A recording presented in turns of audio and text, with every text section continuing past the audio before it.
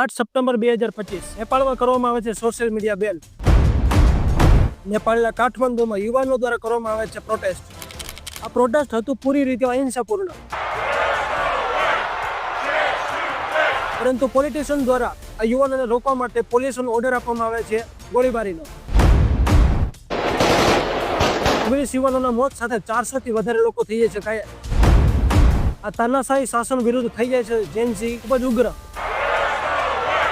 સંસદ સહિત પ્રધાનમંત્રીના ઘરને પણ લગાવી દેવામાં આવે છે આગ. ફાઇનાન્સ મિનિસ્ટર વિષ્ણુ પ્રસાદને તો રોડ ઉપર દોડાવીને મારવામાં આવે છે. પ્રધાનમંત્રી કેપી ઓલી દ્વારા આપવામાં આવે છે રાજીનામું. શું માત્ર સોશિયલ મીડિયા બેન આ ઉગ્ર વિરોધનું હોઈ શકે કારણ? નો, નેવર. શું હતું ઘટનાનું સાચું રહસ્ય? Let's reveal the truth behind the Gen Z protest.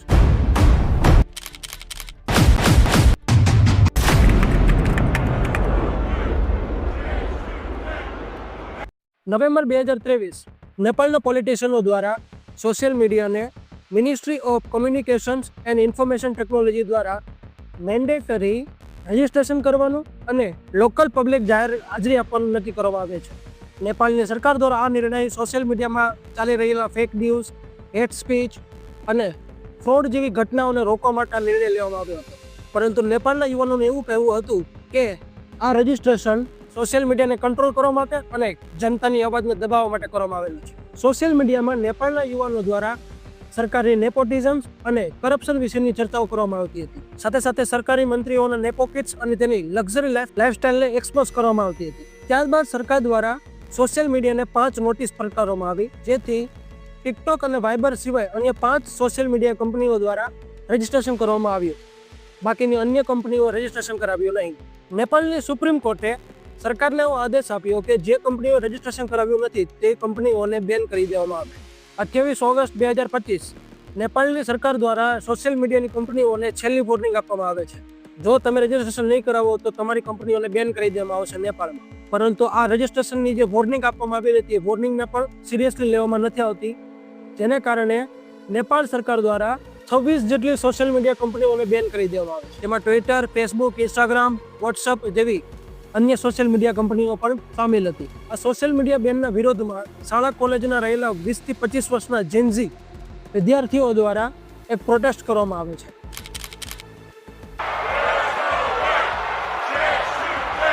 તેથી નેપાળની રાજધાની કાઠમંડુમાં હજારોની સંખ્યામાં યુવાનો ભેગા થઈ ગયા છે.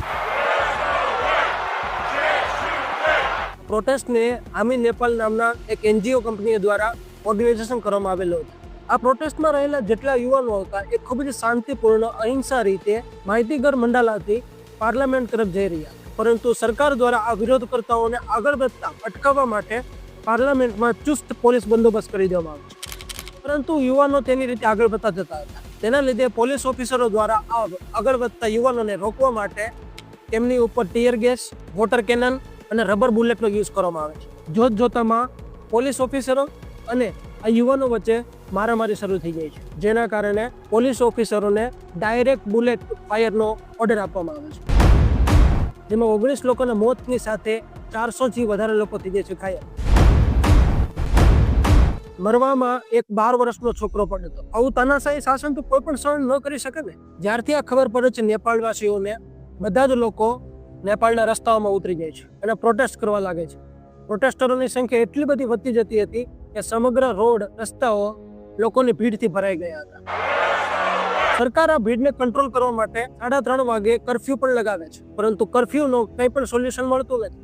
પ્રોટેસ્ટ ખૂબ જ વધતું જતું હતું, વિશાળકાય બની જઈ રહ્યો હતો. કાઠમંડુની સાથે સાથે વિરતનગર, પોખરા અને ભરતપુર જેવા શહેરોની અંદરમાં પણ પ્રોટેસ્ટ શરૂ થવા લાગે છે.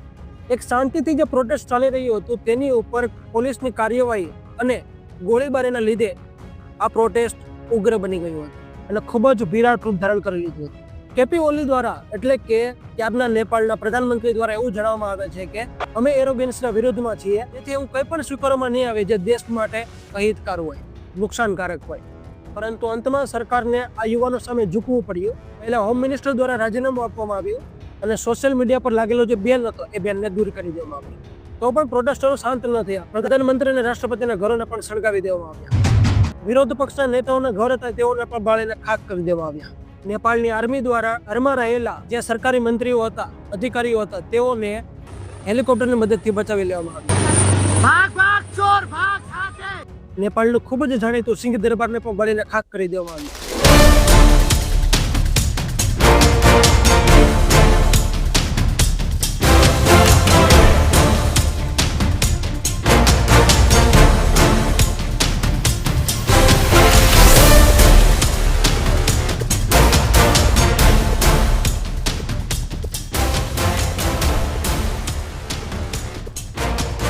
9 સપ્ટેમ્બર 2025 રોજ કેપી ઓલી પ્રધાનમંત્રી પદથી રાજીનામું આપી દે છે. આ ઘટનાનું મુખ્ય કારણ બધા લોકો એવું જણાવે છે કે સોશિયલ મીડિયા પર બેન થયો તે કારણ હોઈ શકે છે, પરંતુ એનાથી પણ ઘણા મોટા કારણો છે, જેવું કે કરપ્શન, મિસગવર્નન્સ, બેરોજગારી અને સરકારી અધિકારીઓ, સરકારી મંત્રીઓના બાળકોનું નેપોટિઝમ.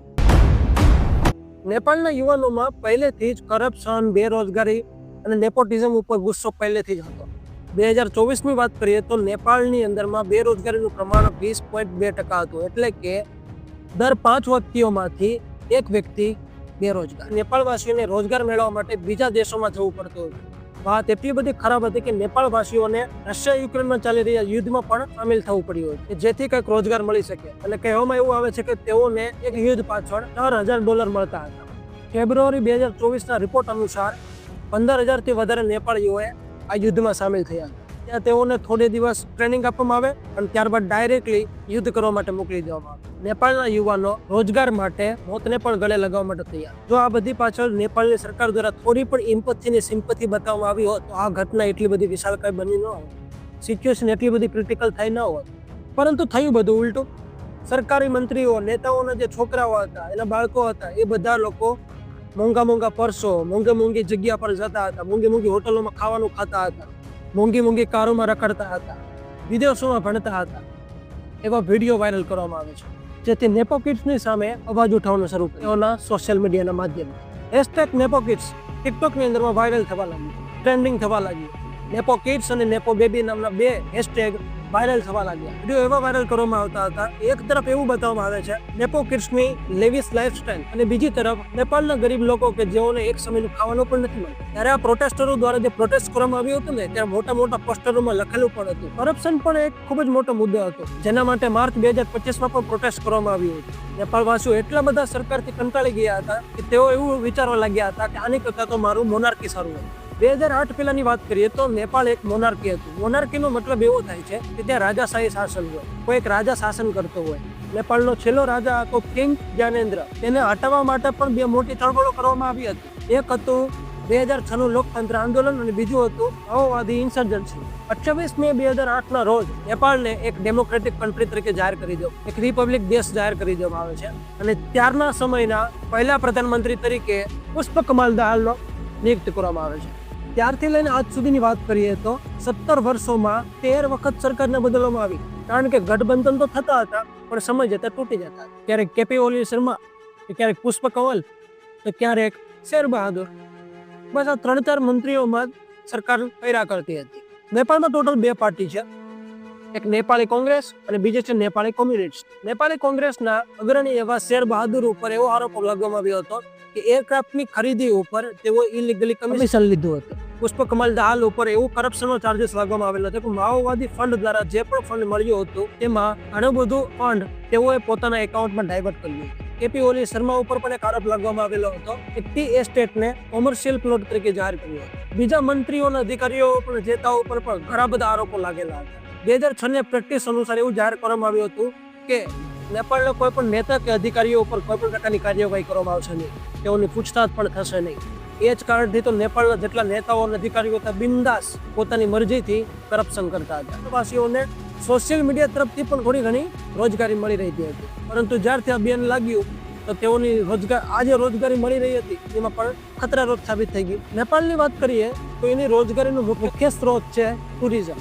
માઉન્ટ એવરેસ્ટ, ત્યાં ઘણા બધા લોકો આવે છે, ફરવાલાયક સ્થળો ઘણા બધા છે, જેના કારણે એઓ લોકો ત્યાંના જે વિડીયોઝ હોય, મતલબ કે તેની હોટલ બુકિંગ માટેના વિડીયોઝ હોય, ટુરિઝમના વિડીયો હોય, પહાડોના વિડીયો હોય, જેથી લોકોને આકર્ષિત કરવા માટે તેઓ આ વિડીયો સોશિયલ મીડિયામાં મૂકતા હતા, જેથી જેટલા પણ લોકો હોય, પ્રવાસીઓ હોય, ત્યાં વિડીયોઝ જોઈને પણ આકર્ષિત થઈને નેપાળ જવાનું પસંદ કરે, જેથી ઘણા બધા પ્રવાસીઓનું આવવાનું શરૂ થઈ ગયું હતું અને જેના કારણે ટુરિઝમને લીધે જ આને બધી રોજગારી મળી રહેતી હતી. બીજી તરફ વાત કરીએ તો 17 લાખથી પણ વધારે નેપાળીઓ બીજા દેશોમાં રોજગાર મેળવવા જતા હતા. નેપાળમાં જ્યાં હિંસક આંદોલન ચાલી રહ્યું છે તેનું મુખ્ય કારણ આમ જોવા જઈએ કરપ્શન, મિસગવર્નન્સ, ઇકોનોમી ઇનઇક્વાલિટીના કારણે. સોશિયલ મીડિયા બેન તો માત્ર એક વાત, પરંતુ નેપાળવાસીઓ એટલા બધા લોકો સરકારથી પહેલેથી જ કંટાળી ગયા, લાંબા સમયથી કંટાળી ગયા. આ હિંસક આંદોલનની સાથે સાથે અમુક લોકો એવું પણ વિચારવા લાગ્યા હતા કે નેપાળને ડેમોક્રેસીમાંથી ફરીથી મોનાર્કી બનાવી દેવામાં આવે, પરંતુ જોવા જઈએ તો મોનાર્કી કરતા ડેમોક્રેસી જ નેપાળના લોકો માટે સાચું રહેશે, સાચું સોલ્યુશન રહેશે, જેનાથી તેના દેશનો વિકાસ. આ હિંસક આંદોલનના 3 દિવસ પછી 73 વર્ષના સુશીલા કાર્કી ને નેપાળના અંતરિમ પ્રધાનમંત્રી તરીકે નિયુક્ત કરવામાં આવે છે, પરંતુ તેના માટે પણ આમી નેપાળના જે NGO દ્વારા 3 શરતો મૂકવામાં આવે છે. પહેલી શરત એ કે 2022માં સંસદમાં જેટલા સભ્યો ચૂંટાયેલા છે બધાનું ખંડન કરી દેવામાં આવે. બીજી શરત એ હતી તારીખ 8 અને તારીખ 9ના રોજ એક ગોળીબારીના આદેશ આપવામાં આવેલા હતા, તેની ન્યાયિક જાંચ કરવામાં આવે, નક્કી કરવામાં આવે કે કોણ હતું આ ઘટના પાછળનું મુખ્ય કારણ, કોણ હતા આ ઘટના પાછળનો મુખ્ય ચહેરાઓ, મુખોટાઓ બધાને કાઢવામાં આવે. અને ત્રીજી શરત એ હતી કે KP ઓલી શર્મા એટલે કે પૂર્વ પ્રધાનમંત્રી અને સાથે સાથે બીજા મંત્રીઓના પણ એકાઉન્ટ ચેક કરવામાં આવે. જો કોઈ પણ પ્રકારના ઇલીગલ ડોક્યુમેન્ટ્સ તેમની પાસે હોય, ઇલીગલ પ્રોપર્ટીઝ તેમની પાસે હોય તો તરત જ તેને જપ્ત કરવામાં આવે અને તેની પણ ન્યાયિક જાંચ કરવામાં આવે. આ હિંસક આંદોલન બાદ સુશીલા કાર્કીને 6 મહિના માટે પ્રધાનમંત્રી તરીકે નિયુક્ત કરવામાં આવ્યા હતા. ત્યારબાદ ફરીથી ચૂંટણીનું નવું આયોજન કરવામાં આવશે, નવું રીતે નિષ્પક્ષ રીતે ચૂંટણી કરવામાં આવશે. આશા રાખીએ છીએ કે નેપાળવાસીઓને ખૂબ જ શાંતિપૂર્ણ અને રમણીય રીતેનું મસ્ત રીતેનું જીવન મળી રહે.